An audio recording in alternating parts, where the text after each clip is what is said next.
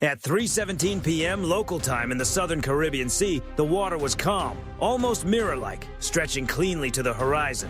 Visibility was flawless. No storms, no crowded civilian traffic, no obvious reason for concern, at least not on the surface. At the center of the area, a U.S. Navy aircraft carrier moved steadily through international waters under routine transit conditions. Flight operations were secured. Escort ships held their standard protective positions. Everything about the formation suggested business as usual. Then the radar picture changed. Inside the carrier's Combat Information Center, the surface search display refreshed and 5 new contacts came into focus. Venezuelan warships. By themselves, none of them stood out. Together, they did. Within seconds of one another, all 5 vessels changed course. Every one of them turned toward the carrier. There had been no radio call before the maneuver. No AIS signals were active. No navigational reason showed up on the plot. For trained operators, the pattern was clear. This was not random. This was coordinated. The contacts were logged immediately. Range, bearing, speed, every detail recorded down to the second. The ships were still well outside dangerous distance, but their vectors told a different story. They were not passing by. They were converging, not observing from afar, but moving closer. On the bridge, the officer of the deck watched the same information appear across multiple systems. No one shouted, no alarms sounded. This was the U.S. Navy operating exactly as intended, calm, precise, and controlled. The carrier did not alter course under the rules of engagement. There had been no openly hostile act. No weapon systems were activated, no fire control radars were in use. But intention is not measured only by visible weapons. At sea, geometry matters, and the geometry was changing fast. The 5 Venezuelan ships were now forming a loose arc ahead of the carrier. Not tight enough to look like a full encirclement, not wide enough to seem like normal transit. It was a pressure formation, close enough to be felt, distant enough to be denied. Still, the first U.S. response was procedure, not force. A bridge-to-bridge call went out on open maritime frequencies. This is a United States Navy warship operating in international waters. You are approaching on an unsafe vector. State your intentions. Silence. The message was repeated, once in English and once in Spanish. Still no reply. On radar, the 5 contacts kept closing. At that point, the situation shifted from uncertain to deliberate. In professional naval terms, silence after a coordinated maneuver is a message in itself. It signals choice, and choice carries responsibility. The carrier strike group raised its level of awareness, not its aggression. Electronic surveillance systems began recording emissions from the approaching ships. Long-range optical sensors were directed and stabilized, locking in high-resolution imagery. Every wake pattern, every course adjustment, every radar burst was time-stamped and archived. From the outside, nothing about the U.S. formation changed. No sudden turns, no visible speed changes, no obvious preparations for action. That restraint was intentional. An aircraft carrier is not a ship you simply rush toward. It is a floating command center connected to satellites, aircraft, submarines, and surface ships far beyond the visible horizon. Any aggressive move toward it is more than a local choice. It is a strategic message. The Venezuelan vessels were now close enough for individual hull features to be identified. Older platforms, limited air defense, light surface armament. No realistic ability to directly challenge a carrier, which raised the real question. If they were not in a position to prevail, why were they there? The answer was not about firepower. It was about pressure. For Caracas, getting a U.S. carrier to react even slightly could be presented as resolve. For Washington, reacting the wrong way could mean escalation, headlines, and consequences far beyond the Caribbean. So, the carrier held course. At 3:24 p.m., the closest point of approach was recalculated. The window was narrowing. The geometry was no longer theoretical. This was no longer a routine transit. 5 Venezuelan warships had made their move, and the U.S. Navy was preparing to answer without a single shot. By 3:25 p.m., the distance kept shrinking. On the surface, nothing dramatic seemed to be happening. No sirens, no warning fire, no jets roaring overhead. To an untrained observer, it might have looked like 5 small warships simply moving through open water. But inside the carrier strike group, every second mattered. The closest Venezuelan ship was now within 12 nautical miles. That number mattered, not because it crossed a legal line, but because it crossed a tactical one. At that range, assumptions become risky. Reaction time shrinks. Intent begins to carry real weight. Another bridge-to-bridge call was sent. This is a United States Navy warship. You are maneuvering toward a U.S. carrier operating lawfully in international waters. Acknowledge. Again, nothing. No static. No delayed answer. No explanation. Just 5 hulls, 5 wakes, and 5 deliberate courses holding steady. Inside the Combat Information Center, the atmosphere remained controlled, but sharper now. The watch team updated closest point of approach calculations in real time. Bearings were called calmly, almost clinically, like a routine exercise. But this was no exercise. The pattern had become too clear to ignore. The Venezuelan ships were not passing the carrier. They were not maintaining parallel observation. Their formation was subtly tightening, pressing inward just enough to show presence without crossing the line that would justify immediate force. It was classic gray zone pressure. For the U.S. Navy, this kind of encounter is often the most dangerous, not because it instantly turns into open conflict, but because it invites overreaction. On the bridge, the captain listened. He did not interrupt. He did not rush.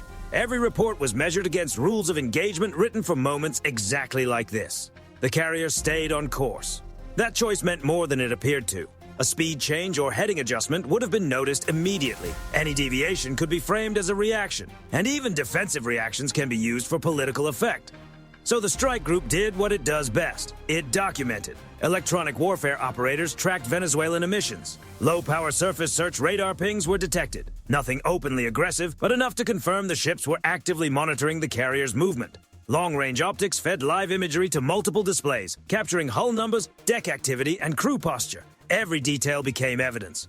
Then, at 3:29 p.m., the nearest Venezuelan ship adjusted course again, only a few degrees. Subtle, almost courteous, but enough to reduce the closest point of approach even more. That was the moment the situation moved from tense to significant. Inside the CIC, a quiet understanding passed among the watch officers. No one needed to say it aloud. The carrier strike group could not allow the geometry to tighten much further without reasserting control. But control did not mean confrontation. It meant clarity. The next move did not come from the carrier itself, but from above the water. Flight operations were approved. A Seahawk helicopter was brought to readiness, not set up for attack, but configured for surveillance, identification, and visible presence. Its mission was straightforward: get closer eyes on the situation than steel alone ever could. As the helicopter lifted off, the carrier's posture still showed no sudden change, no visible escalation. But the message was unmistakable. The encounter was no longer just between ships. Now, it had a witness in the sky. From the air, the situation became instantly clearer. The Seahawk's sensors picked up details that were impossible to see from the deck below. Crew movement, activity on the bridge, the position of mounted systems. The helicopter stayed low and offset, careful not to provoke, careful not to pass directly overhead. This was pressure, but not threat. The Venezuelan ships noticed. Deck activity increased. Personnel gathered near the bridge. One vessel subtly reduced speed, its wake shortening so slightly that only trained eyes would catch it. Another kept its course, but stopped closing the distance. And still, no radio response came. That silence said more than words ever could. In modern naval encounters, communication is not just a courtesy. It is a tool of de-escalation. Refusing to respond while continuing a coordinated approach is a deliberate decision. It places responsibility squarely on the side that chooses silence. By now, the carrier strike group had everything it needed. Intent had been documented, behavior had been recorded, options remained open. The U.S. Navy had not fired, had not threatened, had not even flinched, but now the pressure had shifted completely. 5 Venezuelan warships were facing a carrier group that had not moved an inch, yet had quietly taken full control of the encounter, and the decisive moment was approaching fast. At 3:32 p.m., the balance changed, almost invisibly. From the bridge of the carrier, nothing seemed different. Course steady, speed unchanged. The massive ship continued through the calm Caribbean water as if the 5 Venezuelan warships were not there at all. But in reality, the encounter had entered a new phase. Above the surface, the Seahawk established a steady orbit off the starboard side of the nearest Venezuelan vessel. Its sensors were now sending uninterrupted video and telemetry back to the carrier and every escort in the strike group. What had once been radar tracks and calculated vectors was now undeniable visual evidence. Every maneuver was visible. Every hesitation was on record. The helicopter crew remained disciplined. No aggressive passes, no sudden drops in altitude, just presence. Deliberate, controlled, and impossible to ignore. Then a calm transmission followed. Venezuelan naval vessel. This is a United States Navy helicopter operating in international waters. Your movements are being recorded. Maintain safe distance. The message was repeated in Spanish. For the first time since the encounter began, something changed. The lead Venezuelan ship reduced speed by 2 knots. It was subtle, but unmistakable. Its bow wave softened. The tight geometry that had been pressing inward began to loosen. Seconds later, another ship followed. It was not a retreat. Not yet. but the coordinated pressure that had defined the approach was starting to break apart. Inside the carrier's Combat Information Center, no one celebrated. The watch team simply updated the plot. Bearings widened. The closest point of approach increased little by little. The data told the story before anyone had to say a word. The Venezuelan formation was losing cohesion. This is the moment where many confrontations turn. The moment when pride tempts one side to push too far. The moment when one misstep can undo all restraint. The U.S. Navy did not push. The Seahawk held its orbit. Sensors stayed locked. The carrier held course. Nothing escalated. And that, in itself, changed everything. By refusing to react emotionally or physically, the carrier strike group denied Venezuela exactly what pressure tactics are meant to provoke: a visible reaction. There would be no sudden turn to broadcast, no tense radio exchange to clip for domestic media, no warning fire to recast as aggression, only evidence. At 3:36 p.m., the third Venezuelan ship altered course, just 5 degrees to port. It was enough to break alignment with the carrier's path, enough to signal reconsideration without making it look like a humiliating withdrawal. Moments later, the fourth ship did the same. The final vessel held out the longest, maintaining speed and heading as if waiting for something. An order, perhaps, or a signal that never came. The Seahawk drifted slightly closer, still well outside any unsafe distance. Its cameras tightened focus on the bridge windows of the remaining ship. A green laser marker flashed briefly, not as a strike cue, but as a visual signal. You are seen. You are documented. You are accountable. That was the message. At last, the final Venezuelan ship reduced speed. The formation dissolved. There was no announcement, no acknowledgement over radio. The Venezuelan ships did not reverse dramatically or rush away. Instead, they peeled off one by one, returning to separate headings that no longer intersected with the carrier's path. For Caracas, this was the cleanest exit still available. For the U.S. Navy, the objective had been achieved without a single round fired. By 3:41 p.m., the nearest contact was steadily opening distance. The carrier strike group remained intact, unchanged, and unshaken. The Seahawk completed one final orbit, then turned back toward the carrier. Its mission was complete. The encounter was over, but its meaning remained.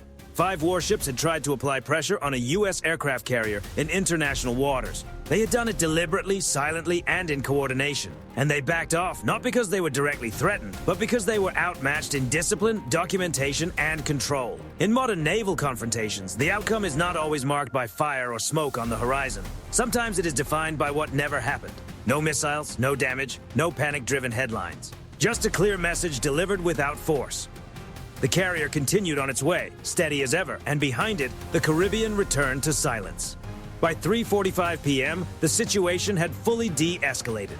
The 5 Venezuelan warships were now separated by miles of open water, each following a heading that no longer intersected with the carrier strike group. On radar, their tracks shifted from converging vectors back into routine surface contacts, no longer a tactical concern. Aboard the U.S. carrier, nothing changed. Flight operations remained secured. Escort ships held formation. The strike group continued its transit exactly as planned, as if the encounter had never happened. That continuity was not accidental. It was the final and perhaps most important message of the entire episode. Because in naval strategy, what happens after a confrontation matters just as much as what happens during it. Inside the Combat Information Center, attention shifted from live tracking to analysis. Every second of the encounter had already been preserved. Radar plots, infrared video, radio logs, electromagnetic signatures.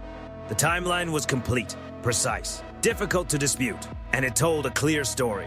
5 Venezuelan warships maneuvered in coordination toward a U.S. aircraft carrier in international waters. They did so without radio communication. They continued to close the distance despite repeated calls. Only after U.S. surveillance assets made their actions unmistakably visible did the formation begin to break apart. No interpretation required, no speculation necessary. For Washington, that record mattered far beyond the Caribbean. It provided factual clarity in a domain where competing narratives often matter as much as ships themselves. Any claim that the carrier had acted aggressively would have to contend with time-stamped evidence showing restraint, professionalism, and adherence to international norms. For Caracas, the calculation was more complicated. The objective had never been outright military success. Venezuela's Navy did not have the capability to seriously challenge a carrier strike group. What it sought instead was friction, an incident that could be framed at home as defiance or abroad as American provocation.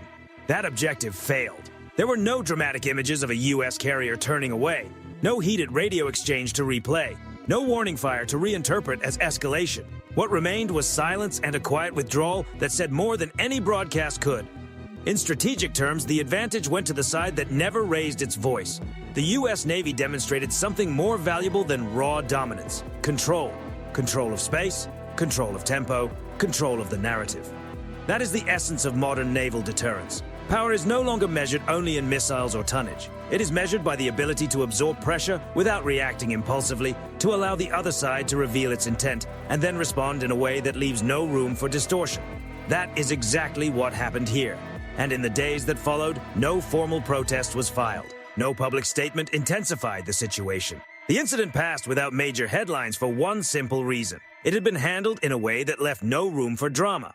But make no mistake, inside military and diplomatic circles, it was noticed. Every Navy operating in contested waters studies encounters like this. They look closely not only at who stepped back, but at how it happened. And the lesson here was clear. You can approach a U.S. carrier. You can try to apply pressure, but you cannot force a reaction on your own terms. The carrier never needed to alter course, issue threats, or put its strength on display. Its advantage came from patience, documentation, and discipline. For the sailors involved, the event would become just another entry in the ship's log. A professional answer to a professional challenge. No medals, no celebrations. That too was part of the message. The strike group continued forward, leaving behind a quiet stretch of sea and 5 warships that had just learned exactly where the limits were. In the modern maritime world, restraint is not weakness, it is leverage. And on that afternoon in the Caribbean, leverage, not firepower, determined the outcome. Long after the 5 Venezuelan warships had faded into distant radar contacts, the significance of the encounter continued to spread outward. At sea, the moment was over. Strategically, it was only beginning. Encounters like this rarely dominate the news because nothing erupts. No missiles are launched, and no ships collide. To the casual observer, it can seem as though nothing happened at all. But to military planners, analysts, and allied navies watching quietly from a distance, everything happened. This was a textbook example of modern naval signaling. Venezuela tested the boundary. The United States defined it without crossing it. That distinction matters. In today's maritime environment, open conflict is usually the least desirable outcome for every side involved. Instead, nations operate in what strategists call the gray zone, a space where pressure is applied without triggering war, where intent is implied rather than openly declared. That is exactly what unfolded in the Caribbean. Caracas attempted to create tactical friction. 5 warships, coordinated movement, deliberate silence.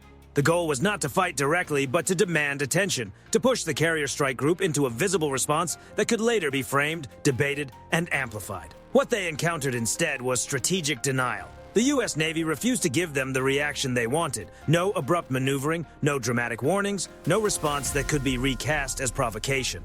Instead, the carrier strike group remained steady and allowed the Venezuelan ships to reveal themselves through geometry, through silence, and through actions that became unmistakable once they were fully documented. That is not passivity. That is discipline. And discipline has influence. Navies around the world study moments like this because they establish precedent. They answer an unspoken question shared by every commander operating near a more powerful force. How far can you push before the response changes? That afternoon, the answer came with unmistakable clarity.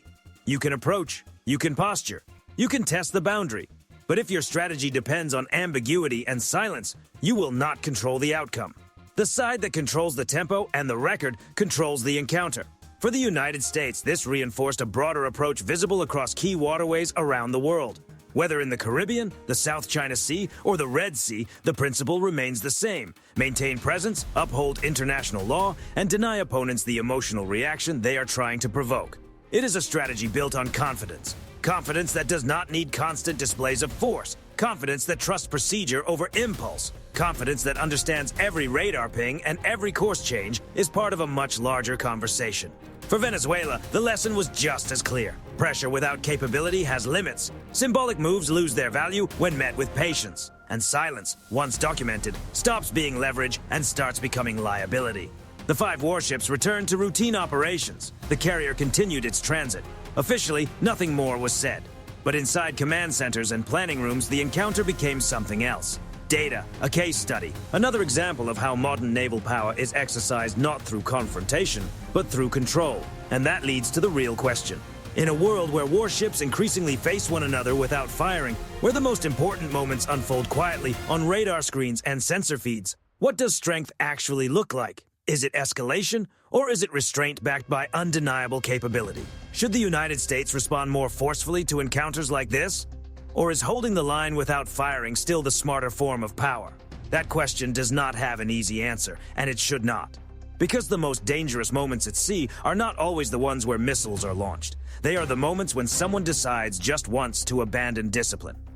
On that day in the Caribbean, no one did. And because of that, the sea remained calm. For now. Let us know what you think. Would you have responded differently, or was this the right balance of power and restraint? Share your thoughts in the comments. And if you want more real-world naval encounters explained with clarity and precision, make sure you're subscribed. If you'd like to support the channel directly, consider joining the fleet. Because out on the open ocean, the most important battles are often the ones that never happen.